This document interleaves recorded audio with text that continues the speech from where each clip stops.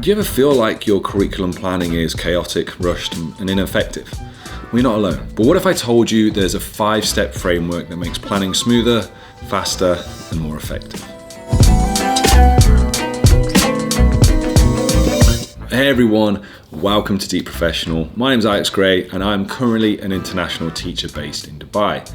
Now, with nearly 20 years of teaching experience and over a decade in educational leadership, the last 5 years of my career have been about empowering you, fellow educators.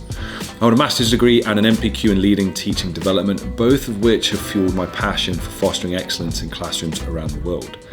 Now, through Deep, I'm excited to share proven strategies, insights, and fresh perspectives to help you grow as an educator. So, let's dive in and discover what it means to teach, learn, and think deep.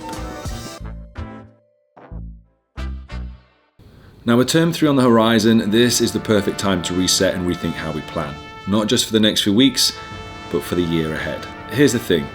Many of us are still stuck in reactive planning. We go week by week or even lesson by lesson trying to stay ahead, but we rarely get the chance to zoom out and plan with clarity. Now, that's where backward planning comes in. It's a powerful concept from the Understanding by Design model by Wiggins and Mateague. The idea? Well, you're going to start with the end in mind and you're going to work backward to build intentional, meaningful learning experiences. Now, step 1 here is about defining the end goal. You need to ask yourself, what do I want students to know, to understand, be able to do by the end of this unit or term?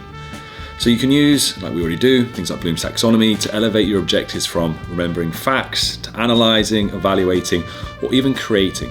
For example, instead of saying students will learn about photosynthesis, we can say something like students will explain how photosynthesis supports ecosystems and design a model to how to show it. Now in step 2, you're going to decide on the assessments first. And once your outcomes are clear, you're going to figure out how students will demonstrate their learning. Will it be a project, an essay, presentation, a debate?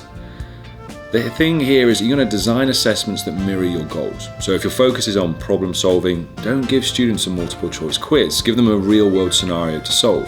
And remember, the assessment should drive the instruction. This is the number one thing that most of us skip. And this is actually where the real magic happens. And step 3, plan the learning activities. Now that your goals and assessments are locked in, let's get creative. We want to build learning activities that directly support the assessment and skill development. So for example, if the end goal is persuasive writing, students might first analyse famous speeches, co-construct success criteria, and engage in peer review before crafting their final piece. And these activities should build momentum, engagement, and readiness, not just fill the calendar. Now step 4, you're going to sequence the lessons logically. Once you've got your building blocks, sequence them from simple to complex using a spiral or scaffolded approach. Don't start with essay writing if students haven't built the vocabulary or critical thinking yet. Think foundation first, complexity later. And for term 3 planning, you've got to map out what needs to be introduced early in term 1 next year and what can wait until deeper understanding is built. And then in step 5, reflect and adjust the plan. And this is the secret weapon of great planning, reflection. After every unit, ask what worked, what didn't, how can I scaffold better next year? Now you can use exit tickets, student surveys, or your own teaching journal. But you need to build the space into your planning for iteration. Next year's version should always be better than the last.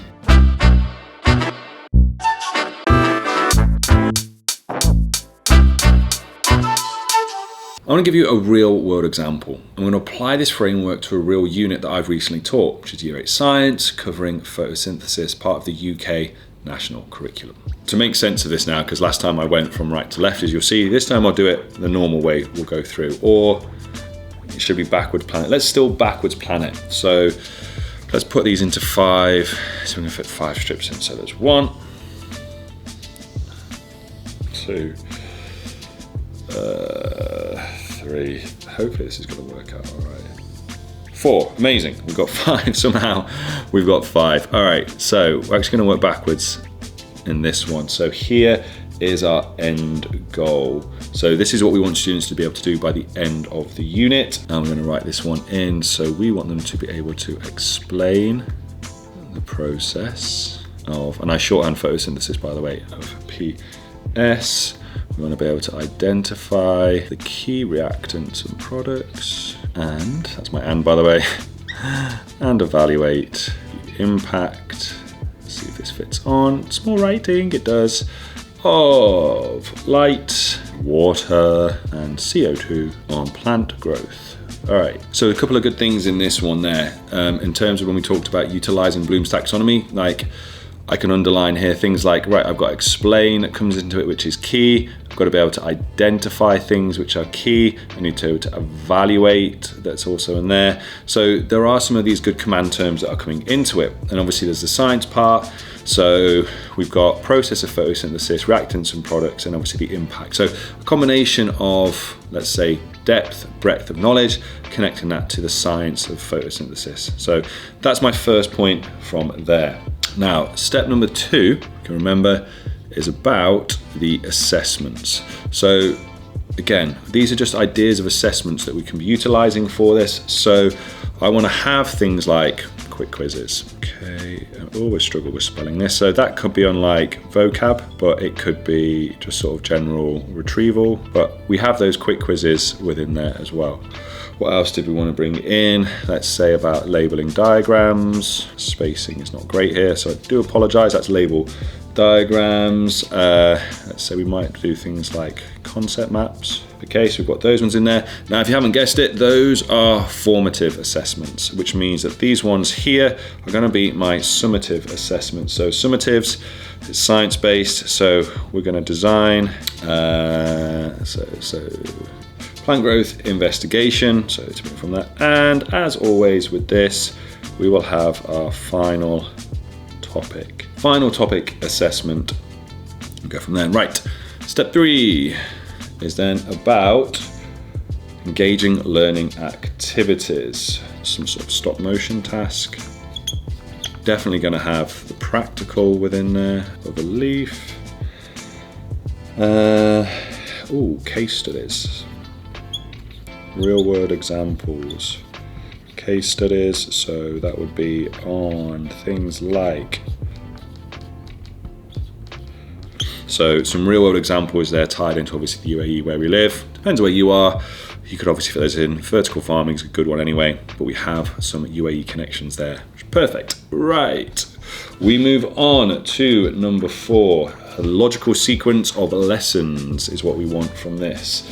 So first one, because students cover that in year 7. This ties into this idea of spiral, by the way. So I know what we've done in year 7, and then we can obviously layer, get more complex as we move up to this one as well. Define, I'm using C. Actually, the word I want to use is visualize. Just define and visualize. Process. Lesson number 3 would be to investigate factors affecting photosynthesis. All right. Number 4, let's go with a real world context. So it gives us a nice chance to apply what we've learned to a real world scenario. And then lastly is our summative assessment preparation. So logical flow of lessons, working backwards. And the last part that comes into this then is just going to be the reflect and adjust. So within this, you might have, so the first thing we're going to have is we're going to have mid-unit check, okay? And we're going to go with clear. That will allow us to see what we've taught, how we've taught it. Are students understanding it? Are they struggling with it? So mid-unit check is always good. All right, secondly, we're going to have our exit tickets after lessons 2 and 4, which is define and visualize the process of photosynthesis, and then the real world applications. So that could be in about vertical farming or desert plant applications. And then obviously our end of unit. So that could be students' performance in the test, areas they've struggled with based on this information. So we have got, moving backwards, but step 1, and I've done it to really iterate this in terms of where we plan from, in that we've got obviously our end goals and all the way through to how we're going to assess our students, activities we want them to be able to do which are connected to this, the flow of the lessons, and then within that, where are we going to sort of stop to reflect on and the ways in which we're going to do it. Hopefully you can see from this that every lesson has and serves a purpose, and students can also feel that through as well. So here's my big takeaway. Curriculum planning isn't about necessarily doing more, but it's about how can we do it smarter? And that's just one example. And I'm not saying to you, hey, this is the way you should do it, because there are lots of different ways. And over the course of these next few videos, I'm going to give you some examples of different ways you can go about planning your curriculum, as well as different ways you can go about planning lessons. But that is just one example of how you can use 5-step backward planning framework to give you structure, intention, and clarity. Now it's your turn. Which of these 5 steps do you struggle with the most? Let me know in the comments, and I'd love to know if our community would be able to offer any help and support. If you want this in a document format, there is a free printable version for you. Go into the show notes, you will find the link. It's all yours.